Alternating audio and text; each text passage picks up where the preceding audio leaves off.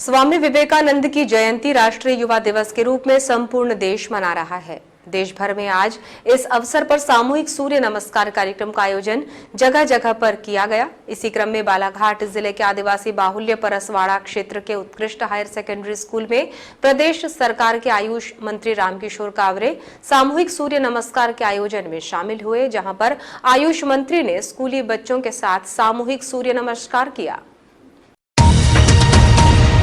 इस दौरान आयुष मंत्री रामकिशोर कावरे ने कहा कि स्वामी विवेकानंद युवाओं के प्रेरणा स्रोत हैं। हर युवा को उनके जीवन चरित्र को पढ़ना चाहिए और उनके बताए गए मार्गों पर चलना चाहिए। सामूहिक सूर्य नमस्कार में शामिल मंत्री कावरे ने कहा कि स्वस्थ जीवन के लिए योग अति आवश्यक है, इसलिए आज स्वामी विवेकानंद जी की जयंती को राष्ट्रीय युवा दिवस के रूप में मनाया जाता है और इस दिन सामूहिक सूर्य नमस्कार का आयोजन पूरे देश भर में किया जाता है। युवा दिवस के रूप में मनाया जाता है और इसी युवा दिवस को हमने योग में शामिल करते हुए सूर्य नमस्कार करके हम इस दिवस को मनाते हैं और स्वामी विवेकानंद जी के जीवन के बारे में जानने की कोशिश करते हैं।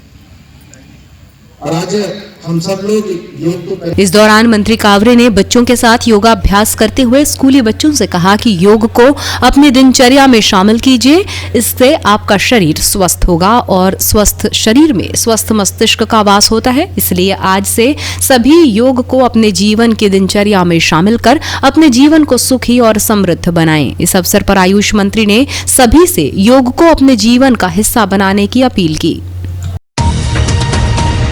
11 जनवरी की रात्रि में शहर में निकली साईं चादर यात्रा में दो पक्षों के बीच हुई झड़प के बाद चाकूबाजी की घटना से मची भीड़ को हटाने पुलिस ने लाठियां भांजी, जिस मामले में एक पक्ष की ओर से कोतवाली में शिकायत दर्ज कराई गई है, जिसमें पुलिस ने 2 लोगों के खिलाफ मामला दर्ज किया है। बताया जाता है कि घटना के बाद आरोपी मौका देखकर फरार हो गए।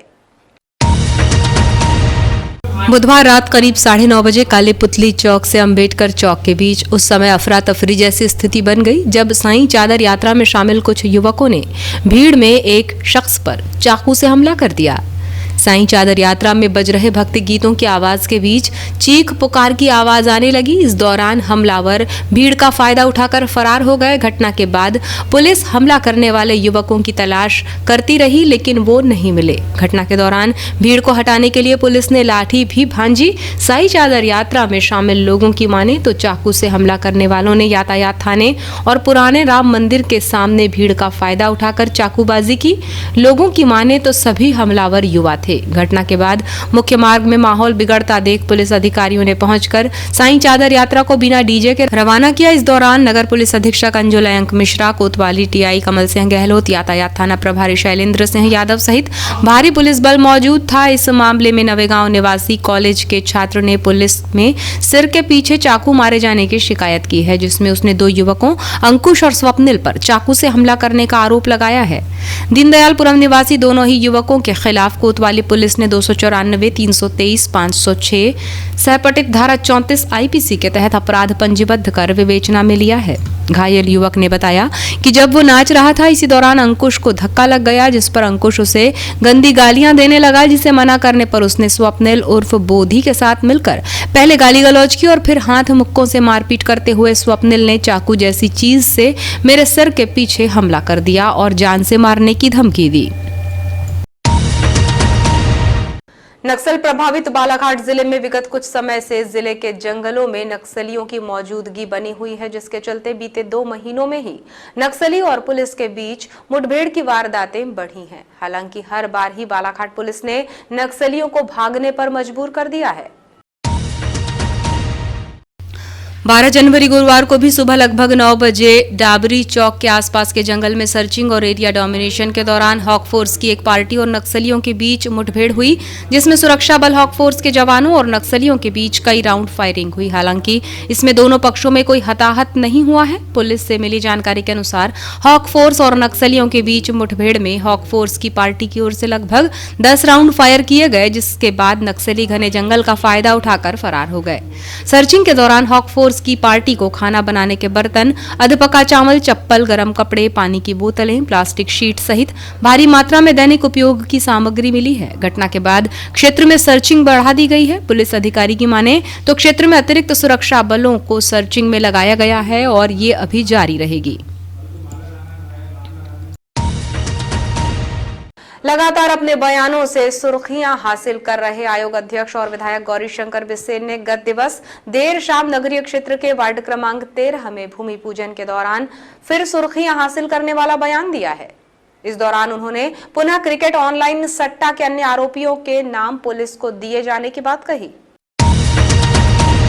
इस बार उन्होंने पुलिस और कांग्रेस के वचन पत्र पर हमला बोला है। उन्होंने कहा कि कांग्रेस ने विधानसभा चुनाव में जो वचन पत्र जारी किया था उस वचन को पूरा नहीं किया, बल्कि भाजपा के लिए वचन उसी तरह है जिस तरह रघुकुल के लिए था। उन्होंने रघुकुल रीत सदा चली आई, प्राण जाए पर वचन न जाई, इस दोहे का उदाहरण देते हुए कहा कि भाजपा ने कसम खाई थी कि सौगंध राम की खाते हैं, मंदिर वहीं बनाएंगे। देखो आंख के अंधे नाम नयन सुख, अयोध्या में भगवान राम के मंदिर की आधारशिला मोहन भागवत जी के आशीर्वाद से प्रधानमंत्री नरेंद्र मोदी ने रखी और मंदिर भी हम प्रारंभ करवाएंगे, तब वोट मांगने आएंगे। कांग्रेस ने वचन पत्र जारी किया था भारतीय, अरे घोषणा होती तो चलता है, 4 घोषणा की एक को लेके चलता है, लेकिन वचन रघुकुल सदा चली आई, रघुकुल रीत सदा चली आई, प्राण जाए पर वचन। हमने कहा था कसम राम की खाते हम मंदिर में ही बनाएंगे। तो मनाफर के पार्टी के लोग कहते थे तारीख नहीं बताएंगे, तो भूखले हो आपके अंदर नाम ले चुप जाओ, भगवान राम के जन्म पे अयोध्या में राम का मंदिर बन रहा है कि नहीं बन रहा है। देखो मंदिर की आधारशिला मोदी जी ने रखा है, मंदिर के आधारशिला का आशीर्वाद हमारे सद्य मोहन भागवत जी ने दिया है। मंदिर भी हम बनाएंगे, शुभारंभ भी हम करेंगे, तब वोट मांगने आएंगे। कहा गया मैं भी छुप गया। झूठ बोले कौवा काटे, काले कौवे से डरिए, मैं के चली जाऊंगी तू देखते रहियो। झूठ बोले कौवा काटे, काले कौवे से डरियो, मैं के चली जाऊंगी तू देखते रहियो। अब वो जूते चले गए तो हम क्या डरेंगे। उन्होंने कहा कि हमने सरेखा रेलवे क्रॉसिंग के बनने पर ही वोट मांगने की बात कही थी, जिसका पूरा पैसा खाते में आ गया है, जिसका काम हमने शुरू कर दिया है। उन्होंने बिजली पोल शिफ्टिंग और पाइपलाइन हटाने के लिए नगरपालिका और पीएचई को भी मंच से निर्देशित किया। उन्होंने कहा कि एसडीएम तत्काल मुआवजा प्रदान कर पाथवे का काम शुरू करें। उन्होंने कहा कि किसी भी कीमत पर इसमें गड़बड़ी बर्दाश्त नहीं की जाएगी। मैंने कहा था नगर पालिका के चुनाव में यदि GJ 36 गोंदिया जबलपुर 36 कोसबी सरेखा का पुल नहीं चालू हुआ, हम वोट मांगने नहीं आएंगे। अभी चल, अरे पैसा दे दे मेरे बाप, खाते में ट्रांसफर 71 करोड़ राज्य का, 8 करोड़ दिल्ली का, 79 एडीएम साहब जमीन का अधिग्रहण करिए, जिनकी जमीन है उनको पैसा दीजिए, रजिस्ट्री कराइए और हमारा पाथवे बनाइए। हमारा रोड का काम चालू हो चुका है। नगर पालिका के लोगों बिजली के खंभे के हटाने का प्रावधान लीजिए, पैसा हमसे लीजिए, खंभे हटाइए, हम पुलिया बनाना चाहते हैं। पीएचई के लोगों, जल विभाग के लोगों, पाइपलाइन हटाने का पैसा लीजिए, हम पुलिया बना रहे हैं। और इस बार गड़बड़ किए तो मैं तो किसी को नहीं छोड़ूंगा, सुरजीत को तो छोड़ूंगा। सबसे पहले सजा किसी को भी हनुमान चौक पे तो सुरजीत ठाकुर को। भूमि पूजन स्टैंड चोरी ना हो, इसके लिए सीएसपी को निर्देशित करते हुए आयोग अध्यक्ष बिसेन ने कहा कि यदि पुलिस चाहे तो एक लोहा भी चोरी नहीं हो सकता, अन्यथा पुलिस को पता होता है कि किस कबाड़ी के यहाँ लोहा होगा। उन्होंने कहा कि 3 ऑनलाइन क्रिकेट सट्टा खिलाने वालों के नाम वो बता रहे हैं जिस पर कार्यवाही की जाए। देखो हमारे सीएसपी साहब भी आ रहे, सीएसपी हो क्या उससे बोले साइड में कहीं नहीं लगाएंगे, इनको स्टैंड में रखेंगे। एक ही बात की चिंता है, उसमें सीएसपी साहब को चिंता करना पड़ेगा, लोहे के टोकरा ले जाए और कबाड़ी को ले जाते हैं, आपको पता होता है तो भी नहीं जाएगा। यदि पुलिस वाले तय करे थे कि भी लोहा चोरी जाएगा, वरना पूरा चल जाएगा, उनका बस है तो लोहे को भी काट देंगे। सही में पुलिस को पता होता है।